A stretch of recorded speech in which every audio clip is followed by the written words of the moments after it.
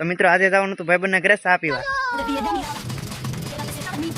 ભાઈબંધ કઈ ઘરે હતો ને એટલે પહોંચી ગયા તેની વાડીએ જોયું તો ભાઈબંધ તુરિયામાં દવા છાંટતો હતો. ઈ તો કામ કરતો હતો પણ સાના બહાને મને પણ ધંધે લગાડી દીધો. जब तक तोड़ेगा नहीं तब तक छोड़ेंगे।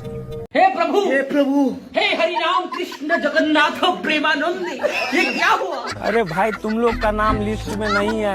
દવા છાંટતા છાંટતા પોપમાં ચાર્જિંગ પૂરું થઈ ગયું. ઘરે પાછો ચાર્જિંગ લેવાઈ ગયો. આ ઘા સહન નથી થતા હવે. मारो हमको जिंदा मत छोड़ो सालो।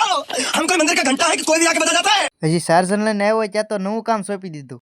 શા એટલી બધી મોંઘી આવે મને તો આજ ખબર પડી. એમાંય લેટ આવી ગઈ એટલે મોટર ચાલુ કરીને પાણી પાવાનું કરી દીધું ચાલુ. પેલું કહેવાય છે ને નાનું પણ નાગનું બચ્ચું. हे भगवान ये क्या हो रहा है, मेहरबानी करके मुझे समझाइए, मेरी समझ में कुछ नहीं आ रहा મિત્રો પાણીનો બચાવ કરતી પદ્ધતિ એટલે ટપક પદ્ધતિ. ઈ બધું તો ઠીક છે પણ આ છોડ છેનો છે જેને ખબર હોય કરી દે કોમેન્ટ. તમારી જાણ માટે કહી દઉં કે આ છોડ લીંબુડીનો નથી. भाई यहाँ पे क्या हो रहा भाई।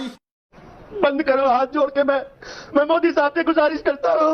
આટલું કામ કર્યું એટલે ચાને બદલે પોપૈયા ખાવા મળી જાય. सुकून का नाम सुना हाय हाय इतना सुकून। પોપૈયા ખાતા હતા ત્યાં તો કોકની પતંગ કપાઈ ને એવી.